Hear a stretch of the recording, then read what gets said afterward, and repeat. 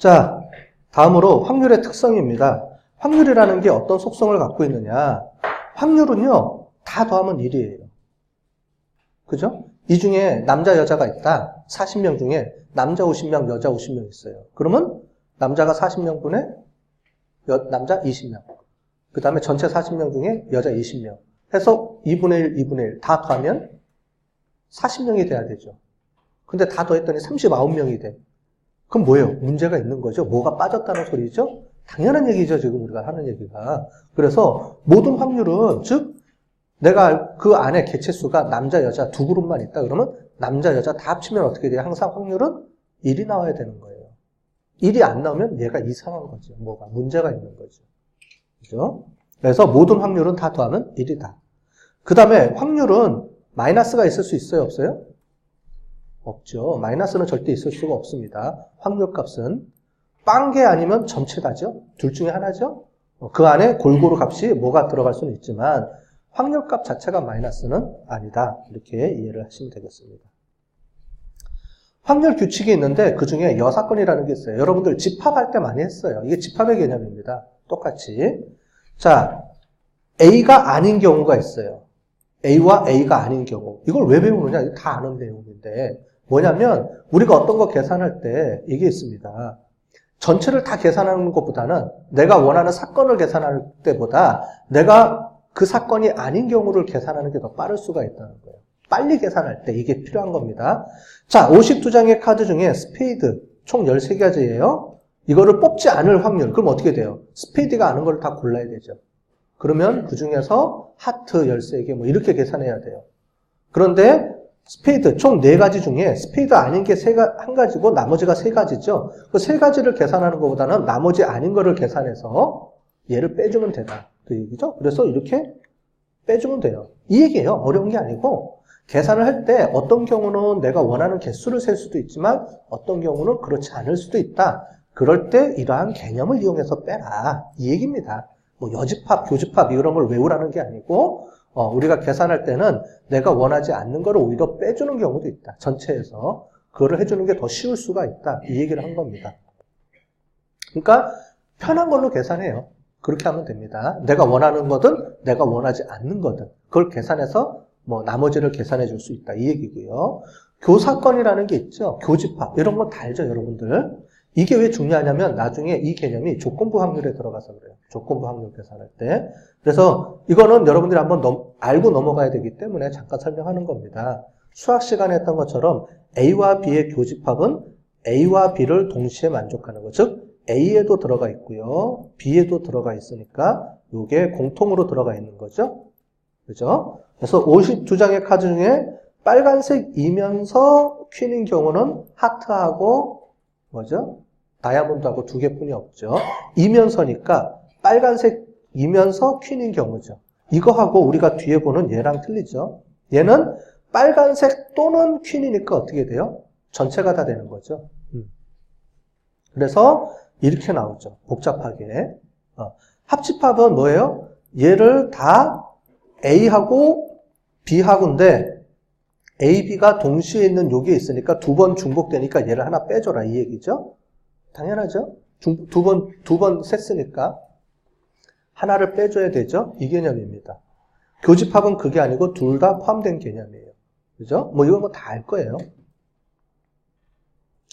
자, 그래서 이런 게 도대체 왜 필요하냐?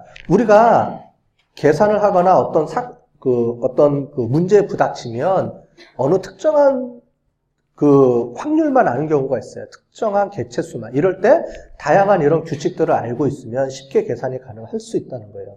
자, 그래서 자, 이거 볼게요. 40명 있어요. 총 40명이 있는데 마케팅 과목을 수강한 학생이 25명, 통계학은 30명. 두 개 다 동시에 수강하는 사람은 20명이에요. 자, 이 중에서 마케팅 또는 통계학을 수강할 확률은 어떻게 되느냐? 이 얘기죠. 그럼 동시에 수강하는 사람이 20명이 있으니까 도대체 40명 중에 몇 명이 어떻게 되지? 이거예요. 그럴 경우에 이렇게 계산하면 이렇게 나오는 거죠. 그래서 총 35명이 마케팅도 수강하고 통계학도 수강하고 동시에 합쳤을 때 동시에 수강하는 사람이 20명이고요. 그죠? 이렇게 계산해서 우리가 할 수가 있는 겁니다. 자, 이건 어렵지 않을 거예요. 이거는 뭐 간단한 거니까 넘어가도록 하고요. 저걸 응용해서 이제 나중에 뒤에 나오는 게 좀 더 어렵습니다. 자, 확률과 숭산비라는 게 있어요. 이게 뭐냐면 여러분들 신문에 가끔 보면 확률이라는 게 나오고 비율이라는 얘기도 나오고 비라는 얘기도 나오고 율이라는 얘기도 나오고 이게 용어가 막 틀려요. 한국말로 비슷비슷한 것 같은데 그런데 영어로는 조금 틀린 게 있어서 이거를 해볼게요. 비율은 프로포션입니다. 프로포션. 전체 중에 사건이 차지하는 크기예요. 전체 중에. 레이셔는 뭐냐면 내가 관심 있는 사건 두 개의 상대적 크기입니다. 보통 성비 이렇게 얘기하죠. 율은 그걸 계산하기가 너무 단위가 너무 크거나 적을 때 이럴 때 클 때 그때 보통 1000명당 한 건 뭐 이렇게 합니다. 됐죠? 그래서 어떻게 얘기하느냐? 자동차 사고 같은 경우에 개체수가 적거나 많거나 이럴 경우에 어떻게 주냐면은 1000명당 자동차 사고 수 A나라, B나라 뭐 미국에서의 사고율, 1000명당 사고율 뭐 이렇게 해서 보통 우리가 표현을 합니다. 예를 들어 볼게요. 우리나라 인구가 55,197만 명입니다. 자, 그 중에서 남성이 2,600만 명, 여성이 2,500만 명, 2,600명 가까이 되죠? 그랬을 때 여성의 비율과 남성 대비 여성 비를 어떻게 계산하느냐예요. 자, 그러면 여성의 비율은 어떻게 되냐면 이게 아니고요. 여기에 들어가요. 잘못됐어요. 여성이니까 전체 약 5,200만 명 중에 여성이 2,593만 명이니까 이걸 계산하면 되죠.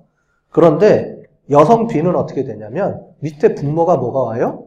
남성 대비 여성이 옵니다. 이렇게 계산해 주는 거예요. 그러면 99%, 여성이 약 0.4% 정도가 부족하네요. 조금 모자라네요. 그죠?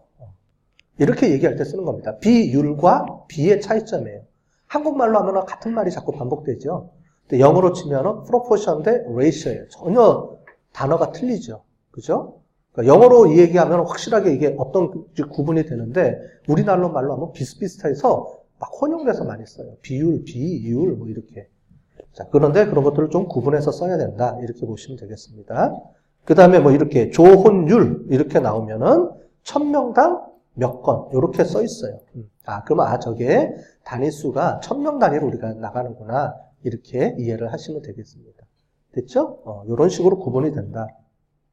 또 언제 많이 쓰느냐? 여러분들 경마라든가 게임이라든가 이런 거 할 때 승산비라는 얘기가 나옵니다. 자, 그럴 때 이렇게 하는 거예요. 4대 1의 경우 누구냐면 총 5명이 있는데 4명이 A가 이긴다고 보고요. 1명이 B가 이긴다고 봤을 때 4대 1 이렇게 우리가 부릅니다. 얘가 이제 승산비, 레이셔의 개념이고 승률이라고 하면 어떻게 돼요? 승산비하고 승률하고 따지면 어떻게 돼요? 4대 1이지만 이길 확률은 어떻게 돼요? A가 이길 확률은 20%죠. 5명 중에 1명만 했으니까. 자, 4대 1의 개념과 20%의 개념이 좀 바뀌죠? 이해되셨어요? 이게 상대적 개념이냐? 아니면 전체 중에 개념이냐? 이렇게 해서 우리가 비율과 비를 가지고 이렇게 우리 게임 같은 경우에 많이 활용하는 수가 있어요. 헷갈리지 마세요. 4대 1이면 4명이 아니고요. 총 5명이라는 의미입니다.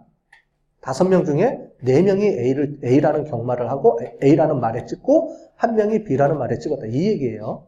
그러니까 이게 막 혼용돼서 쓰니까 여러분들이 많이 헷갈릴 수가 있으니까 이런 경우 이렇게 우리가 쓴다라는 걸 알려드리는 겁니다.